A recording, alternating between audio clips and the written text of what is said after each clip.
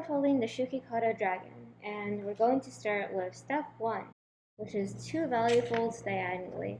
This paper is tissue foil. It looks pretty much the same on both sides, but they want to start with the color side on the top.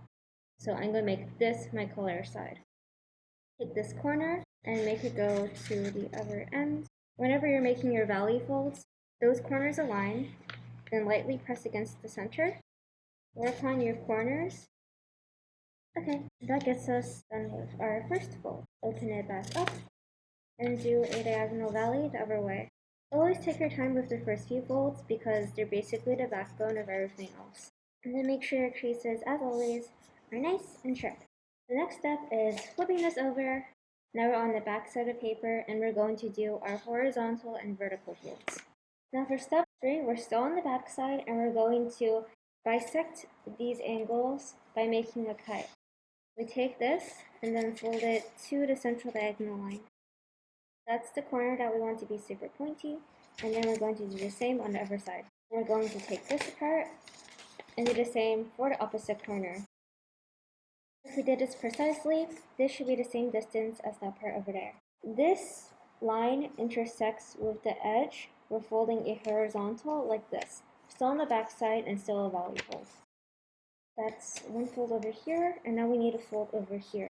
We completed step 5. We're now going to do the same on this part of it, using this and this as our reference points. You should have this.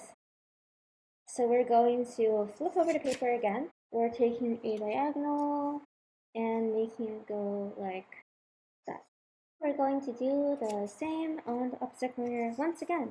Okay, and now we completed step 7. So we're going to use that line we just created and bring it towards the midline. As the instructions for step 8 say, we're dividing the central region into forks.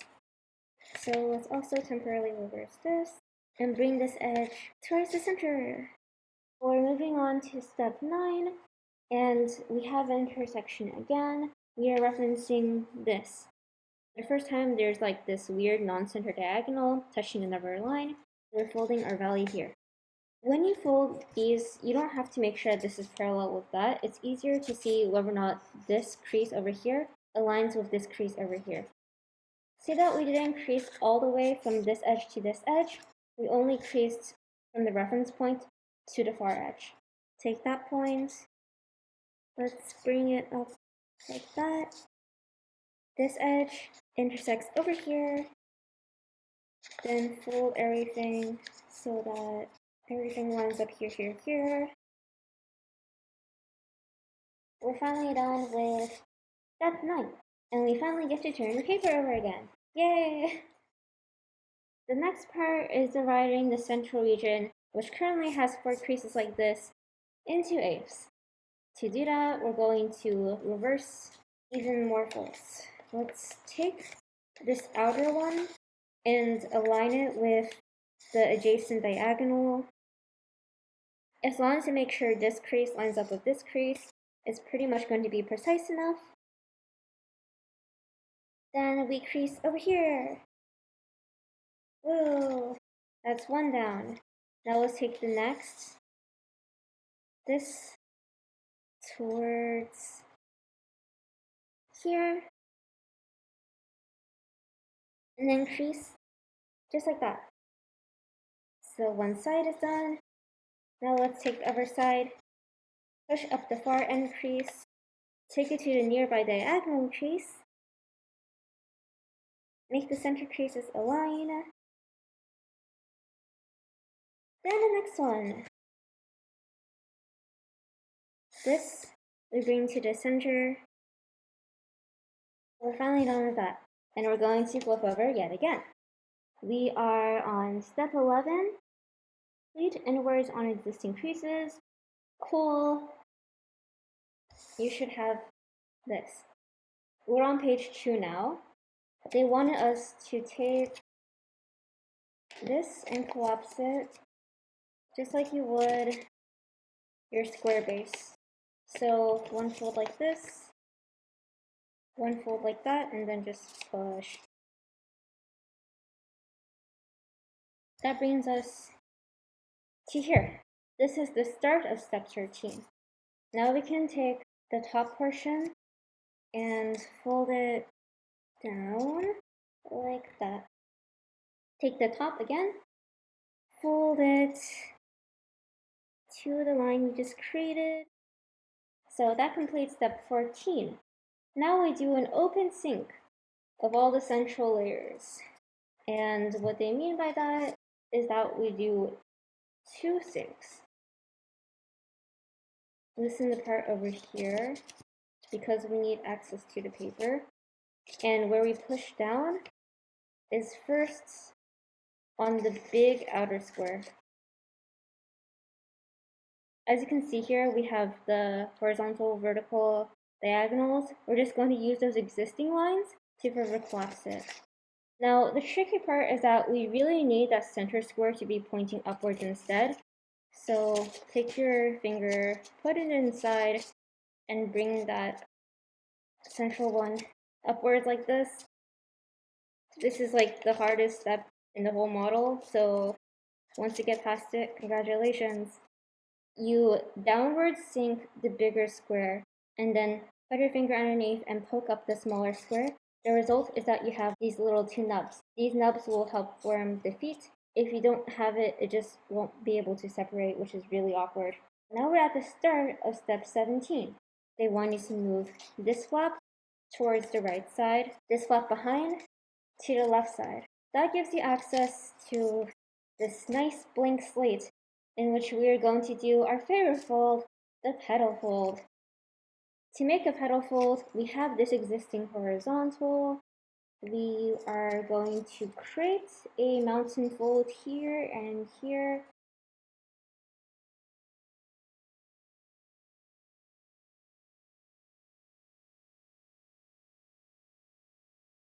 On the other side, let's do the same.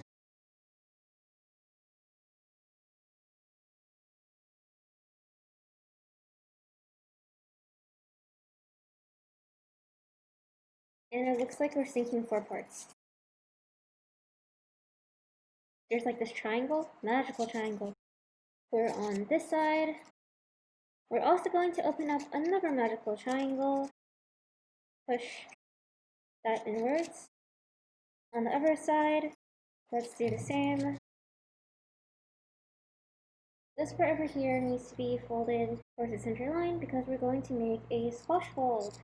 With a squash fold, we're inserting our finger into that like tiny flap hole thing here and pushing it out into this shape. To make a petal fold, unwrap 1 layer.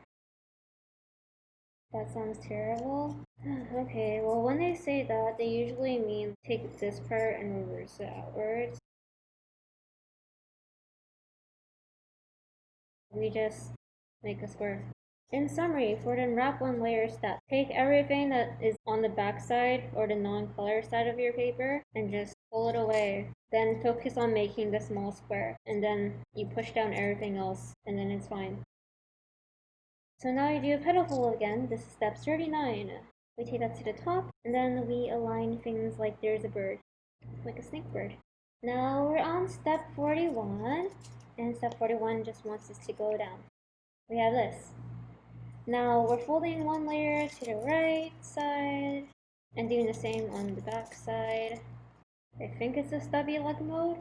We're back to the stubby leg mode. Rotate 180 degrees. Fold the top point over the left. Okay, looks like it intersects right over here. This is here, it extrudes here, and then it starts going inwards.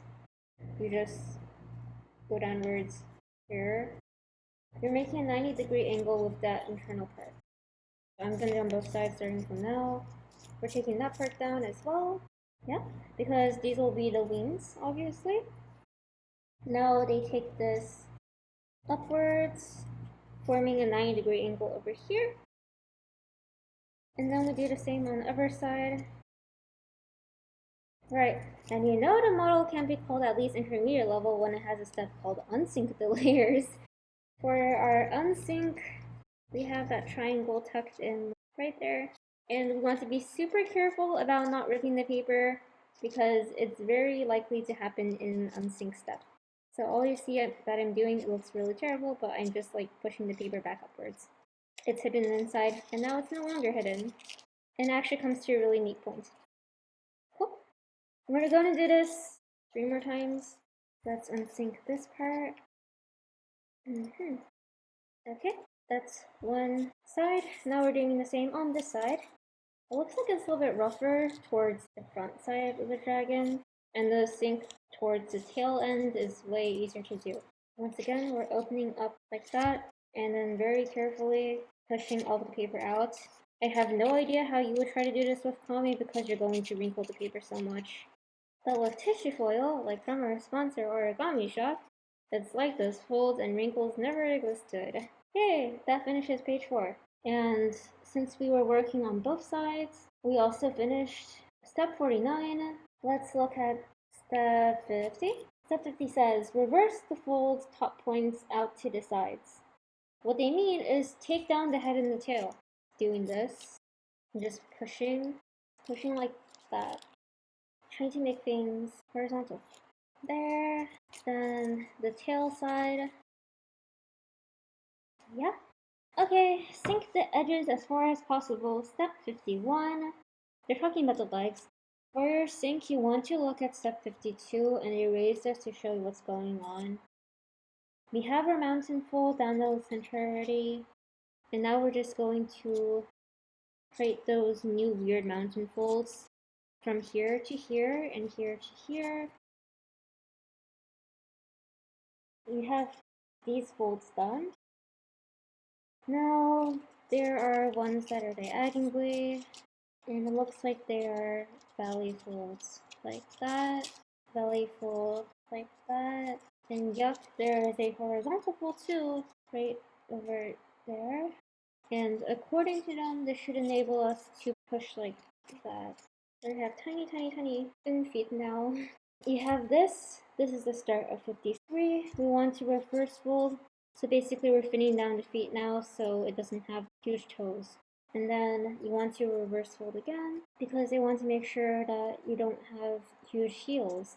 Voila, we have our front feet. Now we're working on our back feet. Same concept. We're taking that and we're going to extend beyond the limit. Just like doing upper splits, which are bad for your health. We want that little triangle bit to extend, and then this is still going to come down from that triangle. We have another little triangle thingamajiggy, and we're also going to hide this triangle thingamajiggy like this. That finishes page 5. Now we're on page 6, and we want to make the head come out, because right now his head is basically stuck in his neck, which is never a good thing. You want to fold parallel and just pop that head neck out. It goes all the way to the point, all the way to here. Right now its neck is sharply bent, but that's okay because we're going to fold that in step 7. And then on the back side, we're folding the tail outwards and making it align, the top edge align with the bottom edge. Aha, like that. Now we are actually making the neck look like it hurts less by folding inwards the section that was sticking out as a sharp point. And now we have our neck crimping, which means we take this head and try to lift it until it goes, I'm just pushing against there. This is Dragon 0.1. I see that I didn't even bother folding this part down. The center of that bird base, this is where the ears come out. The ears are upwards, the mouth is downwards. The top of the mouth, like this weird triangle flap, I'm hit it at the top. What an angry dragon. We're focusing on the wings. Narrow the wings by valley folding from here to here. This valley fold forms the ridge of the wings. This valley fold forms the upper ridge of that wing. For the wings, they have a ridge from here to here, a ridge from here to here. Bisected that angle. I'm just going to take this and then pinch it very slightly backwards. So like that. Then we're going to slightly unfold that part because we want those ridges to stick out like that. In between these ridges, we want there to be a wing curve. So just between there, this is my favorite part. You're just using your thumb and you're pushing upwards. Yay! I feel like the only reason people invent origami dragons is just to do this stuff because it's really fun. The wings are really fun to make. Yeah, one wing done. Now on the other side as well, we make our mountain folds, our valley folds. I made them go towards the back, so I'm going to do the same thing. Towards the back of the dragon. I crimp again.